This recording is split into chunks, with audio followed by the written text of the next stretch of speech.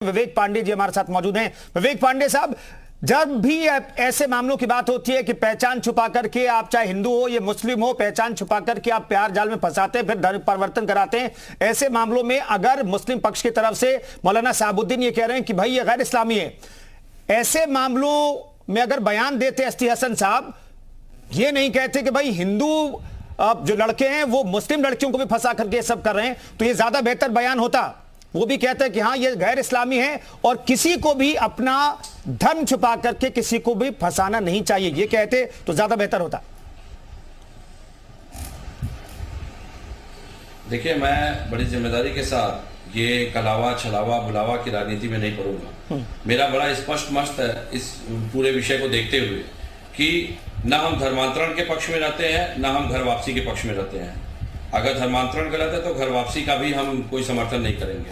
ये मैं पहले दिन से आपके हर चैनल की कई डिबेट में ये बात उठा चुका हूँ। और दूसरी बात है कि आज तो आपको स्वागत करना चाहिए कि कम से कम जो बात कहने में देर कर दी मुस्लिम बुद्धिजीवियों ने, आज हमारे नेता ने वो बात की। कम से कम समाजवादी पार्टी ने एक कदम आगे बढ़ाते हुए कम से कम लोगों से ये अपील तो की कि अगर आप देखिए, कलावा जो होता है ना, एक रिश्ते का प्रतीक होता है, रक्षा का प्रतीक होता है। मैं खुद हिंदू हूं, मैं खुद कलावा पहनता हूं, लेकिन इस कलावे की आड़ में अगर आप भावनाओं को भटकाने का काम करेंगे, धार्मिक उन्माद पैदा करने का काम करेंगे, हर धर्म की अपनी एक मर्यादा होती है।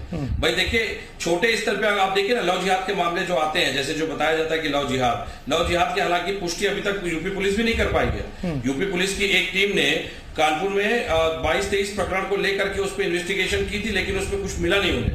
तो मुझे लगता है, और ये रिपोर्ट 2019 में आईजी के ही नेतृत्व में सौंपी गई थी, लेकिन मुझे लगता है कि ये आप देखिए प्रकरण होता किस लेवल पे है। ये ज्यादातर मध्यम वर्गीय, अल्प मध्यम वर्गीय लेवल पे ज्यादा है ये चीजें। लेकिन आप बड़े स्तर पे बात करेंगे, समाज के बौद्धिक स्तर पे बात करेंगे, जहां पे कि हिंदू मुस्लिम का विवाह हो रहा है, वहां पे इस तरह की बातें नहीं आती है सामने। तो मुझे लगता है कहीं ना कहीं एक जागरूकता, कहीं ना कहीं एक अशिक्षा, एक बेरोजगारी, ये 3 बड़े मापदंड है जिसके कारण की युवा भटक रहा है। और युवा मुझे लगता है कि केवल और केवल जातिगत राजनीति का शिकार बन रहा है। उसको नहीं तो विवेक पांडे साहब ये तो टर्मिनोलॉजी का इस्तेमाल होता है जो अब आम चलन में आ गया है। ये टर्मिनोलॉजी लव जिहाद, ये आप कह रहे हैं किसी ने गढ़ा है ये? विवेक पांडे साहब, छोटा जवाब। नहीं, मेरा, हाँ बिल्कुल छोटा जवाब दूंगा मैं। मेरा सिर्फ ये मानना है कि देखिए, इस समाज में अगर कोई भी शब्द या कोई भी व्याख्या आ रही है तो यकीनन वो कहीं ना कहीं से गढ़ी गई है, कहीं कहीं से उसको कहीं ना कहीं से पैदा किया गया है, तभी उसका अस्तित्व यहाँ पे दिखाई दे रहा है। अन्यथा ऐसे शब्दों को हमने तो नहीं पढ़ा कभी। लव जिहाद हम जब स्कूल कॉलेज में पढ़े, मुझे लगता है कि मैं भी बहुत जल्दी पढ़ के निकला हूँ कॉलेज से, मैंने तो कभी नहीं सुना लव जिहाद जैसा शब्द अपने स्कूलिंग, अपने कॉलेज के टाइम में। बल्कि हम तो, मुझे लगता है कोई कौन है शब्द गढ़ने वाले? विवेक पांडे साहब, या विवेक पांडे साहब, ये कौन है ये शब्द गढ़ने वाले? कौन लोग हैं? फिर मैं साक्षी दिवाकर के पास जाऊं। भाई देखिए, हिंदू मुस्लिम की राजनीति से जिसे फायदा होता है, जो राजनीतिक, चलिए आपका इशारा समझ गए। साक्षी दिवाकर जवाब दीजिए। इशारा जो है आप लोगों की तरफ है।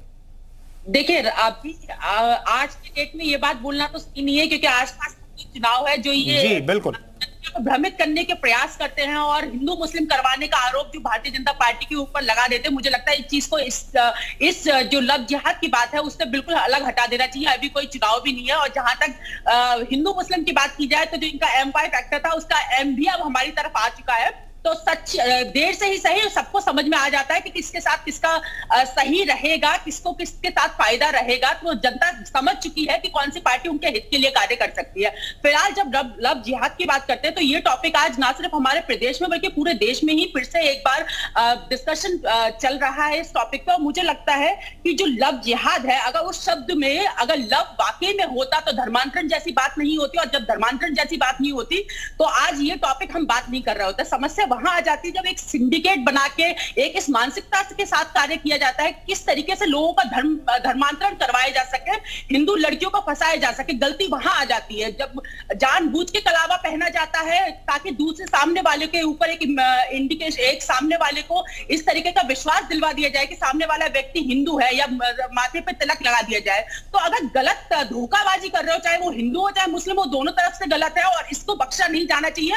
और बहुत जरूरत है हमारे समाज में इसके ऊपर जागरूक होने की, क्योंकि समस्या आज ही नहीं आई है, लगातार बहुत समय से सामने आ रही है। और ये नई बात नहीं है कि अभी हमारे सपा के प्रवक्ता भाई बोल रहे थे कि उन्होंने तो नहीं सुना, तो ये बात हर शहर में सुनी गई है, हर प्रदेश में सुनी गई है और बहुत बहुत ज्यादा। ठीक है, पिछले कुछ सालों से सुनेंगे। विवेक पांडे कुछ कहना चाहते हैं? विवेक पांडे साहब जल्दी से। बिल्कुल बिल्कुल। मैं दो बातें कहूंगा। एक तो इन्होंने जो मेरे ऊपर एक बात कही कि मैंने नहीं सुना, तो मैंने कहा मैं जब कॉलेज में था तब मैंने नहीं सुनी। ये बातें कुछ ही समय से पिछले वर्षों में समाज में ज्यादा फैल रही हैं। दूसरी बात मैं जरूर कहूंगा कि जब भी आप धर्मांतरण की बात करती हैं तो घर वापसी की बात क्यों नहीं करती? क्योंकि घर वापसी भाजपा का एजेंडा है, आरएसएस का एजेंडा है, विहिप का एजेंडा है, इस्लामिक अल्लाह विदाउट इस्लामिक मूवमेंट आपके विहिप वालों का एजेंडा है। तो मुझे लगता है घर वापसी चाहे धर्मांतरण, हम इस दोनों के पक्ष में नहीं है। आप दोनों में से कोई एक भी करेंगी तो सामाजिक उन्माद पैदा होगा, और वो आप कर रहे हैं। ठीक है मौलाना आफाक, क्या आप लोग मुस्लिम युवाओं को यह समझा पाने में कामयाब होंगे? जो मौलाना शहाबुद्दीन ने किया है, वो कोशिश की है कि भाई आप पहचान मत छुपाइए, पहचान छुपा करके किसी को आप प्रेम जाल में फंसाते हैं तो ये गैर इस्लामी है, शरीयत के खिलाफ है।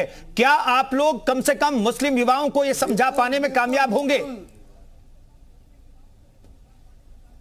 बिल्कुल बिल्कुल कामयाब होंगे, कामयाब हो रहे हैं। हमारे यहाँ काम शुरू हो गया है कि किसी को धोखा देना, किसी को फिर झूठ बोलना या शादी में फंसाना जाल में, बिल्कुल धोखा गलत है। और नौजवानों को सोच समझ के कदम उठाना चाहिए, हर चीज पे इशू नहीं बनाना चाहिए। मुसलमानों को बच्चों को तालीम पे और उस पर ध्यान देना चाहिए।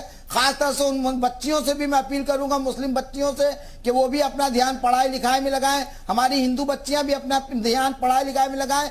ऐसा मौका न दें कि सियासत को नेतागिरी इस पे चमकाई जाए। इससे बहुत होशियार रहने की जरूरत है। और मुस्लिम नौजवान पढ़ाई लिखाई पे ध्यान दे, इन सब चीजों से ध्यान हटाए। शहाबुद्दीन के बयान का हम समर्थन करते हैं, मगर कलावा और धागा ये हमको बांटने का काम हमें गवारा नहीं है। हम धागा बांधेंगे, कलावा बांधेंगे, हमको इस पे ना रोका जाए। नहीं, आपके धर्म का अगर हिस्सा है, जिसका जिक्र हम भी कर रहे हैं, टेक्स्ट में लगातार ग्राफिक्स के जरिए हम बता रहे हैं, आपके धर्म का हिस्सा है, तो मौलाना आफाक, भारत में कौन रोक सकता है? भारत में आपकी पूजा पद्धति को मानने से कोई नहीं रोक सकता है मौलाना आफाक। मगर एक बात ही बताइए कि इससे जरिए एक मौका भी तो मिल रहा है गुंडों को कि जबरदस्ती हाथ चेक करेंगे, एक लड़ाई का माहौल बनेगा, झगड़े का माहौल बनेगा। इस पे भी एक सोच समझ के ये कदम उठाने की जरूरत है। कहीं इस पे कुछ हो गया तो पार्कों में, मॉलों में एक गुंडागर्दी बढ़ ना जाए कहीं। नहीं तो मौलाना आफाक, इसलिए तो हम भी अपने दर्शकों को बता रहे हैं कि आपने जो बताया कि आपके धर्म का भी हिस्सा कलावा है, धागा है हाथ में, धागा बांधना आपके भी धर्म का हिस्सा है, तो दर्शकों को धीरे धीरे शायद पता चल जाएगा, अभी तक शायद पता ना हो। तुलसी महाराज, मैं एक चीज जानना चाहता हूं आपसे, ये जो कोशिश धर्म के जो लोग हैं, धर्म से जुड़े हुए जो लोग हैं, वो इधर के और उधर की मैं बात नहीं कर रहा, धार्मिक लोग अगर कोशिश करें तो ऐसे मामलों को क्या आपको लगता है कि रोका जा सकता है? देखिए, बिल्कुल रोका जा सकता है, लेकिन सबसे पहली बात मैं इस बात को राजनीतिक धर्म के रक्षे के रास्ते से अलग हटा के, जिस बच्ची का कत्ल हुआ, क्या उसका दर्द वापस लाया जा सकता है? क्या उसकी तकलीफ को कोई ला सकता है? वो कोई भी पार्टी हो या कोई भी मौलाना हो या कोई भी गुरु हो, कोई नहीं ला सकता। उसकी जान चली गई। अब उसका भुगताना करने के लिए क्या कानून के पद्धति में कानून की तरफ से भी कदम उठाना चाहिए कड़ा। दूसरा, एक बात, कानून ऐसा कदम उठाए कि दोबारा इनको शिकस्त मिलनी चाहिए, वो चाहे कोई भी हो, वो कौन कलावा बांध के कर रहा है, कौन तिलक लगा के कर रहा है, या किसके धर्म में क्या मजहब है। उस बच्ची को जिस हिसाब से मारा गया है, वो किसी की भी बच्ची हो, किसी का भी बालक हो, उसको जिस हिसाब से, उसकी जान तो चली गई, उसकी जिंदगी तो चली गई। जिसने मारा वो कलावा बांधा है कि तिलक लगाया है, वो किस धर्म का है कि उसको तो लेना देना नहीं रहा। और प्रेम के भाव में आके, प्रेम के दिखावे में लाके किसी की जान ले लेना, इसके लिए भी कानून को भी एक सख्त कदम उठा के इस पे निर्णायक होना चाहिए। और निर्णायक होके सारे सपा, सारे धर्म, सारे बीजेपी से हटके उस व्यक्ति को जिसने ये किया है उसको सजा इतनी बुरी मिलनी चाहिए, ताकि अगला करने से पहले कदम। बिल्कुल तुलसी महाराज जी, ऐसे साहिल को उसके अंजाम तक पहुंचाया जाएगा, कानून में प्रावधान है।